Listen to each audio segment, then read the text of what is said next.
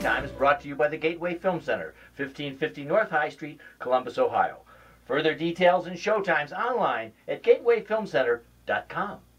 The award-winning It's Movie Time is produced by John DeSando. Listen to the shows and read reviews online at WCBE.org. Look, I'm John DeSando. And I'm Wayne Miller. And this is... I think it's movie time. It's movie time. Movie That's what time. it says right there on Linda's little board. Yes. All right, Wayne. Yep.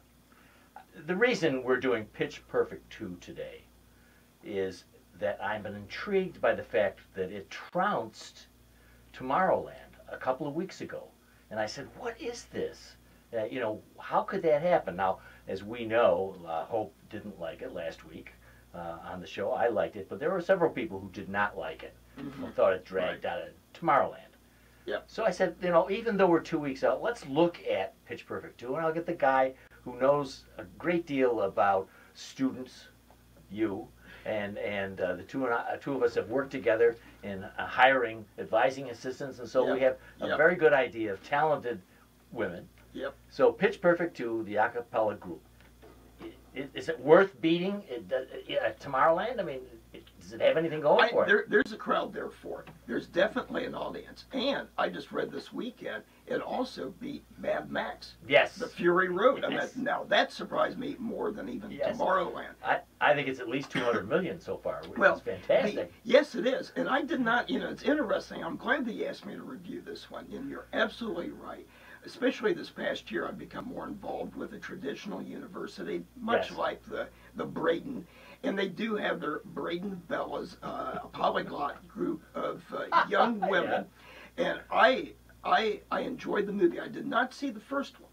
Right. So this was kind of I knew that the first one was a sleeper hit. Yes. And also really established the breakout star of that one was Rebel Wilson. Yes. And I think the one thing, and she was very funny, but I also felt that there's just a bit too much of her in Pitch Perfect 2. You know, I've seen her on a TV show, and I think she's a very, very good comedian. You know, a lot of self-confidence there, and I'm interested now in seeing her in the Pitch Perfect. They gave her much deeper role this time around, and she's grown. She's grown in many ways. To me, she is the kind of alternative to Melissa McCarthy. Yes, you know, you're absolutely right. I thought a very funny line in Pitch Perfect 2 was when she was talking, it was near the end of the movie, and they were talking about the talented Americans, and she said, well, the most talented one in the group's Australian. Yeah. So I thought she's the Australian Melissa McCarthy. And I agree with you. You gotta love the German group. Oh, God. DeSando.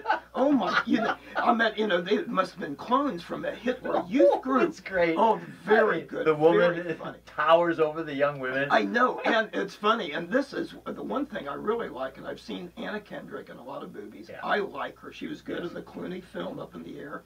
And the Devil Wears Prada, maybe? Yes, I think, or was that Emily Blunt? Anyhow, but I thought she was good in this, and how she had these mixed sexual signals. I know. Oh my God! You know, oh, you're perfect. You smell like cinnamon. You're right. Right. Know. Yeah. Isn't that funny? Yeah, and this is what I thought was very good about Pitch Perfect 2. You had to listen for it. There were some very witty, humorous lines, but there were an awful lot of scenes and setups that went nowhere, that fell flat.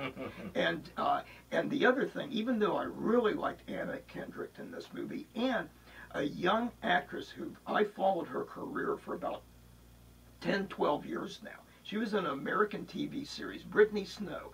She was in an American TV series from 2002 to 2005 that I really liked called American Dreams. It took place in Philadelphia in the early 60s.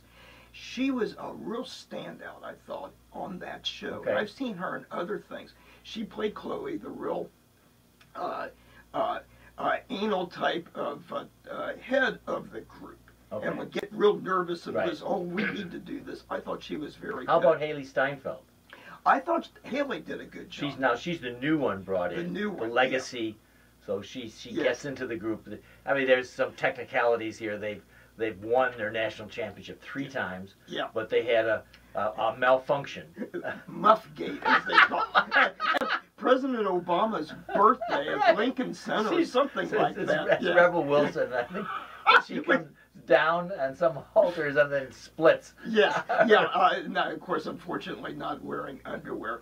I thought it was very funny, though, that some of the actual film footage they used of the Obamas sitting in a crowd, and all of a sudden this, I'd like to know the real context of the reaction. Well, you know, I thought that many of the routines were ingenious. Yes. Yeah. Very, very well done. Yeah. And although I thought I heard a little bit of music on the soundtrack, which is not fair, since this is supposed to be a cappella, but I just thought I heard just a little. Well, the one scene that I thought was very good, maybe dragged on maybe too long, and that was the little a cappella competition. That they go to this club or something. Oh, right. And yes. Against DeSando and several other groups, and that's where I think there's kind of was a comedy movement, absurdist comedy, and that's where a lot of this I thought was really absurdist comedy, which in a good sense, that it was very, very some very strange, off the wall type of things. Oh yeah. And I want to get this one comment in there, because I'm always a big one on excellent supporting roles and how they could really make a movie. And as much as I liked Anna and Brittany and even Rebel, I think that there were several comedy gems of the supporting girls in the group that they could have used. Yeah. And they did pass them over. Yes, and I thought some of the lines that you really had to strain to hear, especially from the one young Asian female of the group. Oh yeah. And then the one Latina of the group. Yeah. And some of the lines they had were very witty, very funny, and I thought they could have made use more of them, as well as there's an African American girl and about 3 other girls that they just kind of slide over, even though that I thought that they showed signs of being very well. funny. Don't you think there'll be a sequel? Obviously, especially how well this is doing. Yeah. And even better than the first one, which really came out of the blue, and people really liked it. On a more serious note, even though this film can be enjoyed for the music, for the dance, and for the kind of characterization you're talking about, which I think they really put some emphasis on, there is a subtle theme about individuality, about growth. For instance, the Kendrick character has been moving away because she had an internship, moving away from the group, which is a very natural progression once you're graduating from college and moving away. There also was something about original composition, because the 2 great commentators, the conservative, which was, I thought, very, very good. And of course, the director of the movie, Elizabeth Banks, was one of the 2 commentators. I mean, this beautiful woman, she's been in many Hunger Games and others, and she could rest for her life going on these roles. And she had shown her first directorial. Yes. And she has shown real promise. Yes, I think so too. And I thought it was very good, very funny. That the notion of originality crept in, and I thought it was a very good point, because those conservative commentators were remarking that, goodness, they're supposed to be doing covers. Yes. That's what a cappella groups do.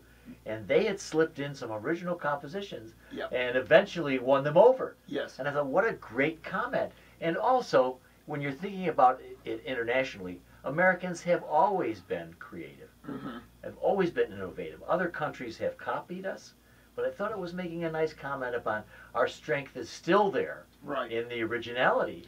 And so they did that. So, I thought what I liked about it was a college movie, and I could really relate to that. And I've judged a number of talent contests for the Future Business Leaders of America and for the Miss Ohio Scholarship Program and things like that. And so I was interested in seeing what they would do with that, but also I was very interested in the portrayal of college life, that one did not include athletics, and secondly, drunken frat boys or bitchy sorority girls. Right. And I really liked how they had this kind of common type of college student, both with the girls group but also the boys groups. Yep. And I thought that they were good. That hey, these are basically very good kids, and I liked at the very beginning the orientation of the freshman thing, and the nerdy mascot on the stage romping around and things like that. Well, I thought of you Yes. when they meet with the dean, because you, of course, are a dean, and Yeah. and in whole student affairs area, you're quite an expert, and you must have had a good time watching the dean. Yeah, yeah, the stereotypical dean, they're putting down the poor students, and of course the two commentators who must represent the national a cappella group saying, well, we're stripping you of your title. Right. And the only way, of course, then the girls finding a loophole that they could kind of get their title back by competing in Copenhagen. But a lot of really comic gems there, and but some things that really fell flat or didn't go anywhere. Well, yeah, but the good thing about this kind of movie is that it keeps moving. Yes. So you're never, even though they do have they have stuff that doesn't look like it belongs, they're on to the next one. Yeah. And especially for some of the routines, some of the singing and the dance, they're delightful. And it's Glee-like, right? I mean, Yes, isn't it inspired by Glee? By Glee, and I like the first couple of years of Glee. Then it really got to be kind of smarmy in some ways. One thing though I wanted to mention, I saw the movie Friday night at 4:30, and I get into the theater and they're like, I was one of 5 people. I'm thinking, oh boy, because if anything for a comedy, you need to be part of a crowd. Yes. And all of a sudden come walking in a dozen high school, college age girls.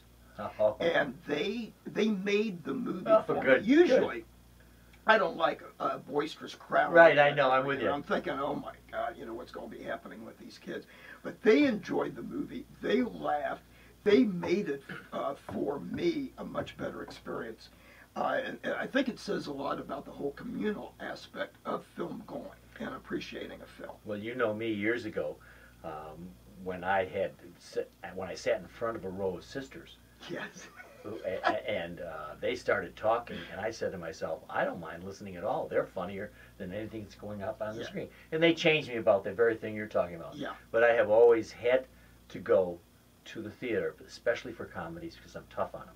Yes, and boy, I need to feel what you were talking about, the vibe from the audience. And isn't that great to have all of them coming in? Oh yeah, and they obviously were fans, because, and this is one of the reviews I was reading about Pitch Perfect 2, is that there was one review that said it's okay. The first one was better, but the legion of fans out there won't care because it's maybe more of the same. Yeah. And so now I want to go see the first one. All right, Wayne Miller. Yeah. Pitch Perfect 2. Yeah.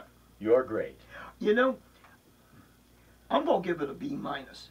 And the reason I'm giving it a B minus, there were so many missed opportunities that I thought in the film. The thing dealing with the internship and some of the parties and everything. It's kind of like all of a sudden it ended, boom. It didn't go far enough in some aspects for me. And I'm right around with you. I'm at a B. And the reason, even though I enjoyed many of the acts and so on, is that it's derivative. And I just can't award an A to something that is that much piggybacking on the genre and its previous iteration. Yeah. But Pitch Perfect 2, you can't go wrong. I think we ought to end the show with a little bit of a cappella singing. Maybe from, on the street where you live from My Fair Lady, it'd be good, huh?